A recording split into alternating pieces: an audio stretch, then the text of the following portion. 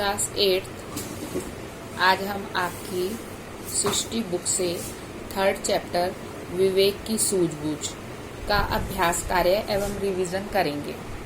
बच्चों, इस कहानी में हमने 12 वर्षीय बालक विवेक की सूझबूझ और साहस के विषय में पढ़ा है। उसी का रिवीजन हम एक बार एग्जाम के पॉइंट से करेंगे।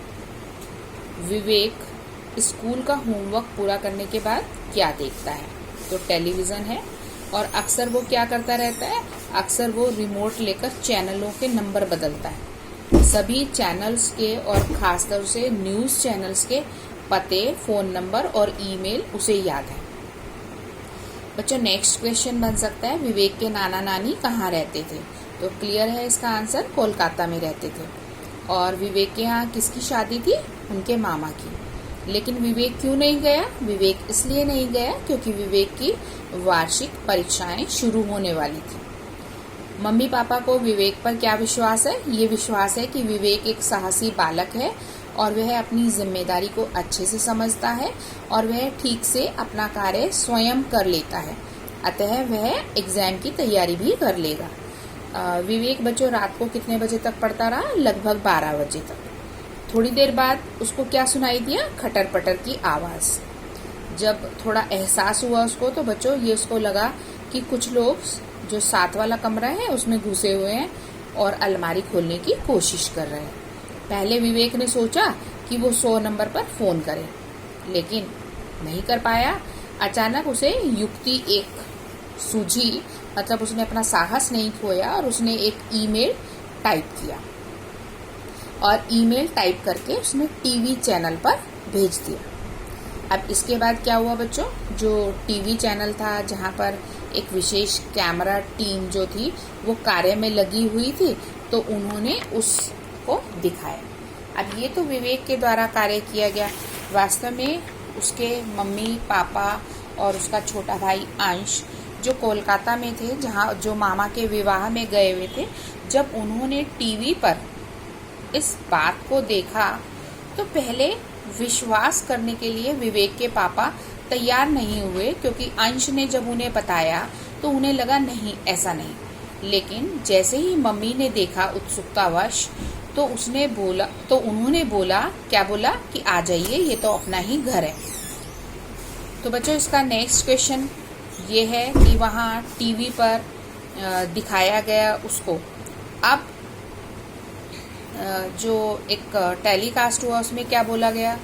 श्रीमान जी, हमारे ये दर्शक जानने के लिए बेकरार हैं कि आप दोनों ने इस घर में किस किस सामान की चोरी की है। क्या आप लोग अपनी गठरियों को खोलकर हमारे दर्शकों को दिखाएंगे?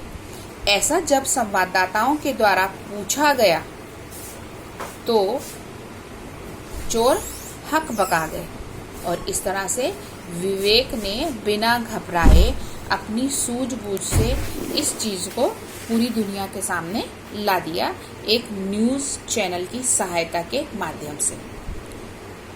अब संवाददाता के द्वारा और क्या कहा गया? संवाददाता के द्वारा और यह कहा गया, आप लोग सोच रहे होंगे कि ये दोनों चोर यहाँ से भाग जाएंगे। बिल्कुल नहीं, हमने इनके स्वागत की पूरी तैयारी कर रखी है। टीवी पर संवाददाता की जोश भरी आवाज़ गूंजी। अब वो दोनों लोग जो चोर लोग थे वो भाग रहे थे और दीवार के पास पहुंचकर उन्होंने दीवार पर चढ़ने की कोशिश की, लेकिन इससे पहले ही उनके पीठ पर एक घूंसा पड़ा और पुलिस वालों ने उन्हें पकड़ लिया। इस तरह से विवेक ने जब खिड़की से बाहर झांक कर देखा तो पुलिस वाले वहां थे और उसकी जान में जान आई। संवाददाता ने विवेक की पीठ थपथपाते हुए क्या कहा? उन्होंने कहा, शाबाश बेटे, तुमने कमाल की होशियारी दिखाई। हमने तुम्हारा ईमेल पढ़ लिया था। ठीक। इसके बाद विवेक ने सभी संवाददाताओं का धन्यवाद कैसे किया? विवेक ने सभी संवाददाताओं की ओर हाथ जोड़ते हुए कहा, आप लोग मेरा संदेश मिलते ही मदद के लिए चले आए, इसके लिए बहुत बहुत धन्यवाद। तो इस तरह से विवेक ने अपनी सूझबूझ से बिना किसी खून खराबे के अपनी इस घटना को दुनिया के सामने ला दिया। बच्चों इसके ये कुछ शब्दार्थ हैं। उद्घोषक, घोषणा करने वाला।